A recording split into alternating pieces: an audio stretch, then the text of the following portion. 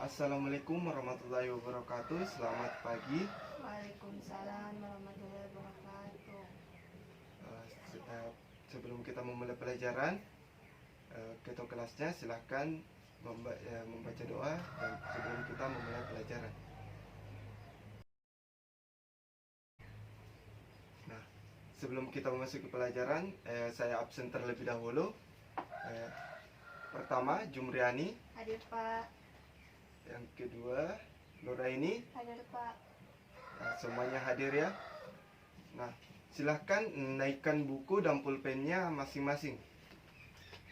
Nah, pada kesempatan kali ini kita akan belajar mengenai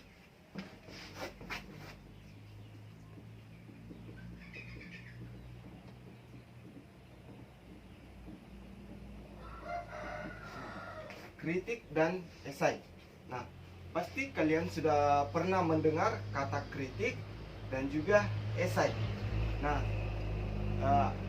kritik itu sejenis penilaian, sedangkan esai itu juga sama, penilaian juga, tapi berdasarkan sudut pandang penulisnya. Jadi, kalian apakah ada yang bisa menjelaskan mengenai pengertian dari kritik dan esai?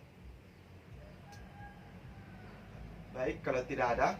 Nah, kritik dan esai adalah dua jenis tulisan yang hampir sama, karena keduanya sama-sama mengungkapkan pendapat dan argumen.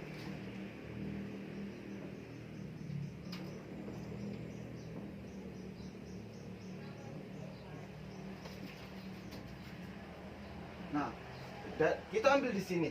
Pengertian dari kritik adalah tulisan yang berfokus pada penilaian karya, yang berarti dalam penulisan akan mengungkap kebaikan dan juga kejelekan dari karya tersebut. Nah, sementara itu pada esai mengarah pada sudut pandang seseorang. Nah, esai adalah tulisan yang menilai suatu fenomena atau karya berdasarkan sudut pandang penulisnya sendiri. Nah, sampai di sini sudah jelas pengertian dari kritik dan juga esai. Nah, kita beralih ke sistematika penulisan dari kritik dan juga esai.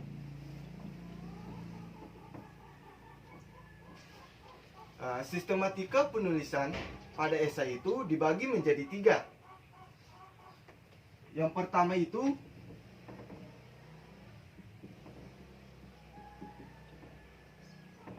tesis, dan yang kedua itu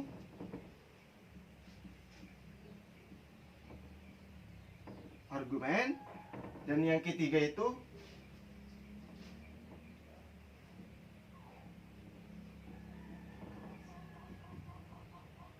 penegasan ulang.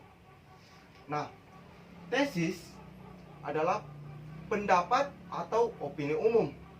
Nah, pada esai itu berisi definisi umum atau pengalaman,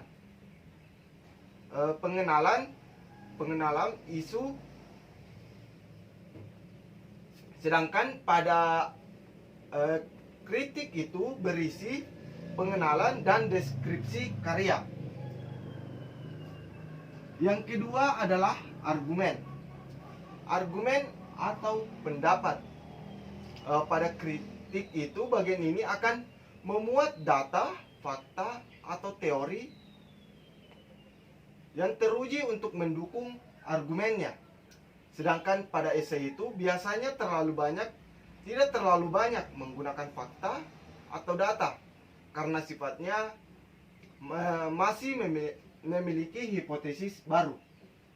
Selanjutnya kita ke penegasan ulang. Nah, penegasan ulang merupakan penegasan ulang kembali secara ringkas mengenai tesis dan juga argumen. Hal ini untuk menghilangkan kembali antara tesis dan juga argumen. Bagian ini juga pada bagian penegasan ulang juga berisi penilaian akhir dan juga saran dari penulis. Nah, selanjutnya kita beralih ke kaidah kebahasaan kritik dan juga esai. Nah, bisa Anda tulis saja. Silakan saya bacakan. Yang pertama itu menggunakan pertanyaan-pertanyaan persuasif. Yang kedua itu banyak menyingkap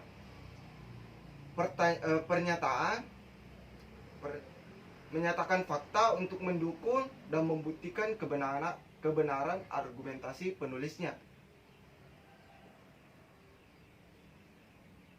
Yang ketiga itu menggunakan ungkapan dan pernyataan yang mengomentari atau menilai. Keempat itu menggunakan istilah teknis yang berkaitan dengan topik yang dibahas. Nah, yang kelima itu menggunakan kata kerja mental. Nah, saya jelaskan yang pertama. Menggunakan pernyataan persuasif. Nah, contohnya di sini dalam kritik itu mengapa terlalu berburu-buru mengungkapkan konfliknya atau masalahnya? Bukankah banyak pula novel yang sukses membangun melalui narasi yang lambat? Nah, sedangkan contoh dalam esai itu menjaga kesehatan itu tidaklah sulit. Salah satu caranya hanya dengan rutin mencuci tangan. Nah, untuk kaidah kebahasaan yang kedua itu banyak menyisipkan pernyataan yang menyatakan fakta untuk mendukung dan membuktikan kebenaran argumentasi penulisnya. Salah satu caranya yaitu mengutip pendapat para ahli. Selain itu juga bisa dengan mencantumkan data resmi dari penelitian terkait. Contohnya itu seperti kutipan data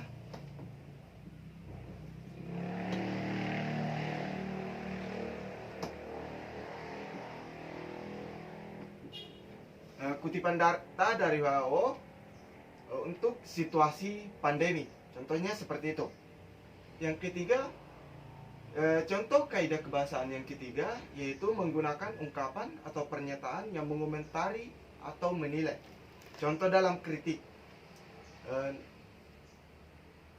narasi antar peristiwa dirangkai dengan sangat apik oleh penulisnya. Contoh dalam esai itu, tampaknya kebijakan tersebut memang bernilai untuk kesejahteraan rakyat. Hanya saja fakta di lapangan berkata lain. Nah, kita beralih ke kaidah kebahasaan yang keempat. Itu banyak menggunakan istilah teknis yang berkaitan dengan topik yang dibahas. Nah, contoh dalam kritik itu misalnya istilah diksi,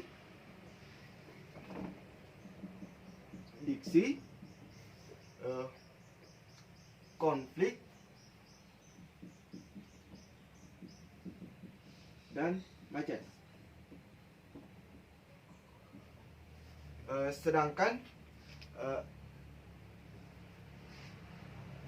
untuk membahas tentang kesehatan itu biasanya menggunakan istilah, contohnya itu virus, bakteri, atau COVID-19.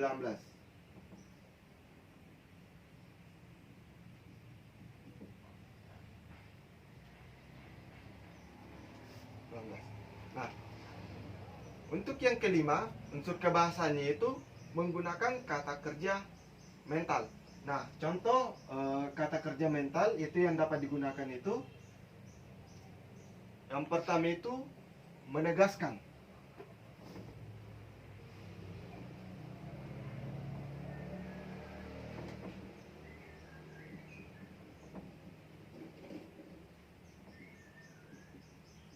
menegaskan.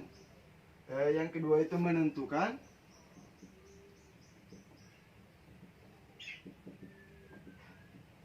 Bukan?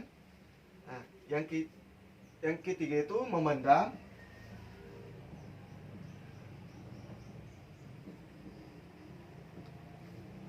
Empat itu mengandalkan.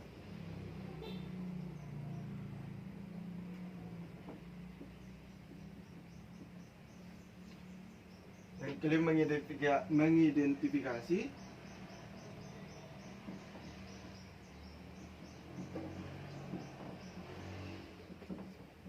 Nah, yang terakhir itu mengingatkan.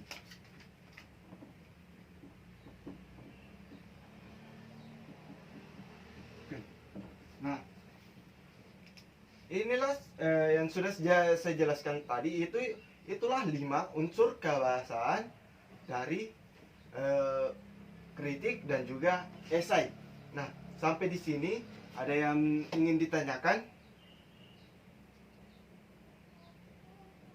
Nah, baik, kalau tidak ada, silahkan salah satu orang agar kiranya bisa merangkum pelajaran kita hari ini. Saya persilakan. Saya, Pak. Baik, silakan. Jadi, menurut saya, kritik dan esai adalah 2 jenis tulisan yang hampir sama. Kritik adalah yang berfokus pada penilaian karya yang berarti akan mengungkapkan kebaikan dan juga kejelekan suatu karya. Esai berdasarkan sudut pandang penulisnya sendiri. Nah, baik, kita kasih tepuk tangan dulu. Nah, betul sekali. Nah, untuk sebagai tugas akhir, sebelum kita mengakhiri pelajaran kita hari ini, sebagai tugas di rumah,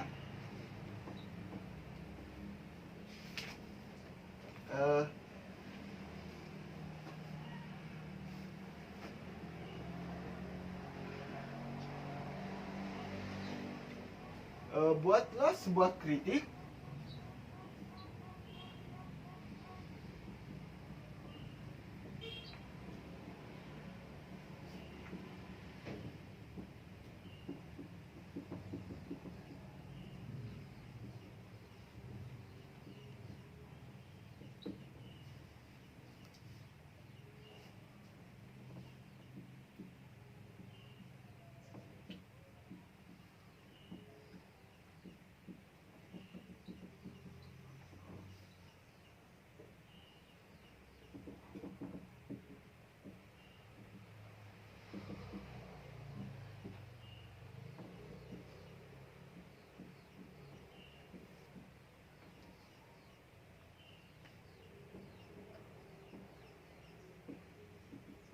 Nah, sebagai tugas kalian di rumah itu, buatlah sebuah teks kritik atau esai. Silahkan pilih salah satunya saja, antara teks kritik atau tes esai, dengan memperhatikan sistematika dan juga kebahasaan yang baik dan benar.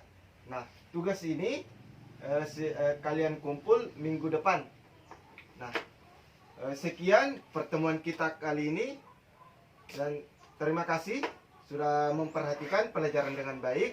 Saya akhiri, wabillahi taufiq wal hidayah. Wassalamualaikum warahmatullahi wabarakatuh. Kita ketemu di pertemuan selanjutnya. Waalaikumsalam warahmatullahi wabarakatuh.